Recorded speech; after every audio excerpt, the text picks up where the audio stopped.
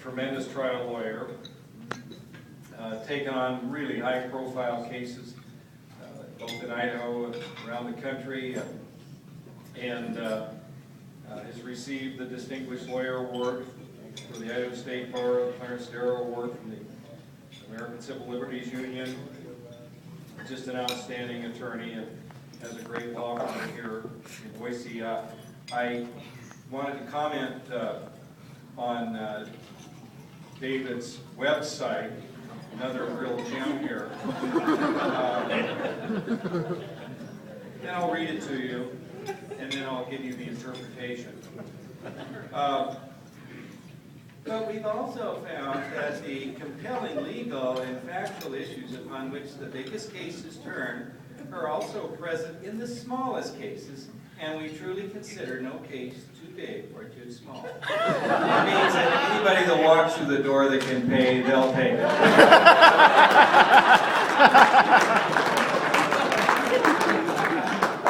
Now, I think I should tell this about David. He did a wonderful thing for his associates and partners in his law firm last year. He purchased a round-trip Caribbean cruise for the entire office to one of the finest destination resorts in the Caribbean, Guantanamo Bay. I was going to say he represented someone from Gitmo. Hello. Dick Cheney? Mr. Vice President. You wanted to congratulate David on what he's doing? Well, I will pass that on to him. You say you'd like him to go hunting with you? I'll pass that on to him. Thank you, Mr. Vice President.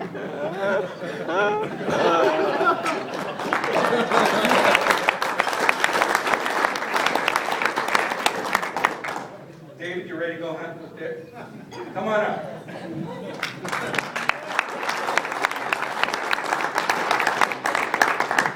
I'd much rather defend the mastermind of September 11th than speak right after. I'm completely sorry. So I met Breck in law school going on 40 years ago. He was a great guy, all the time quoting famous people, Tennyson, Churchill. Goethe was one of his favorites. Had been a speechwriter for Congressman Silvio Conte. As Pat told you a second, she didn't tell you that Silvio made himself primarily famous by wearing a pig mask to a press conference. And I don't know whether Breck was part of the pig mask or anything, but it had to do with being at the trough, as it were, which Silvio didn't like very much. But Breck had a brilliant way with words, but there was this problem of being extremely shy. I encouraged him to get out of his shell, to have the courage to step forward and be a person. And as a result of that, there came an occasion when we were second-year law students, and some of you may remember this, Cecil Andrus was thinking about appointing Perry Swisher to the Idaho Supreme Court. And Perry would have been actually a fabulous Supreme Court justice, but he had the problem of not being a lawyer. A great asset. And Breck, as a second-year law student, thought that it was appropriate to wade into this fight.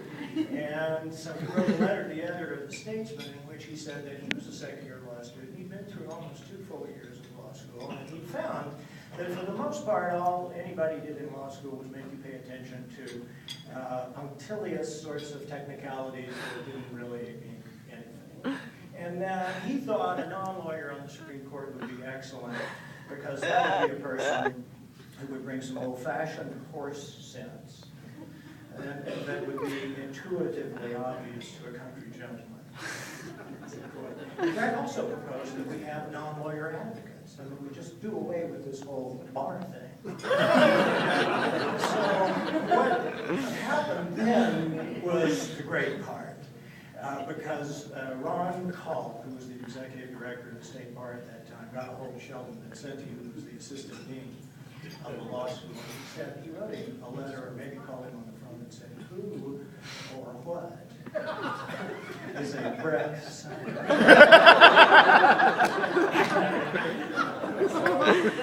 So, he says, doesn't he know that we're going to flag his file? He'll never practice law.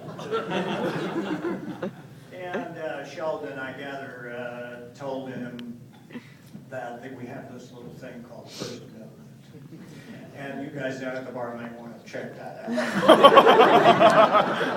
Possibly before you go flag his file. But the effect on Breck was devastating. I mean, he just went back in his shell and was completely made a point, for years after that, of never making anyone in power and authority. He got lucky and got a job over at Pocatello, and I heard that he was maybe making some psychological process because apparently he'd been in court struggling with some, great bastion of the bar, and he had said to this person that his argument was full of sound and fury signifying nothing. And the person apparently said, "What, are you insulting me?"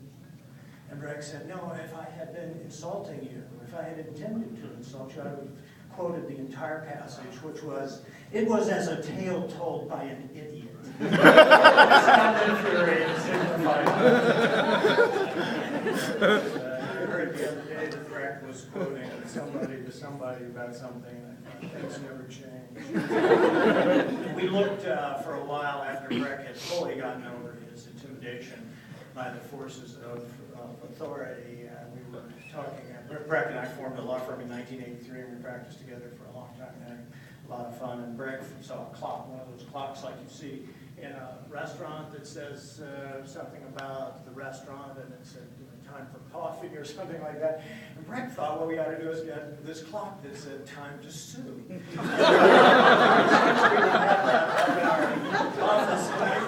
But the thing is, it was always time to sue. And so we thought, well, why? In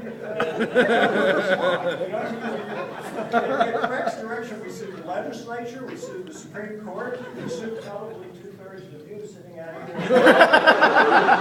And he's not through practicing law yet. He was reading Black's Law Dictionary one day and found a quote he liked. It was lex non favet delicatorum votis. And so we naturally had T-shirts made up. They're expensive. You can still find them on eBay. But that means the law does not favor the wishes of the dainty. Quite literally, when I remember trying a case one time with Breck, that Breck had worked up. It was a great case. This young woman was treated by a chiropractor, and we met with the chiropractor in our office shortly before the trial, and he stood back and he said, the situation with this young woman is that she's extremely long-necked.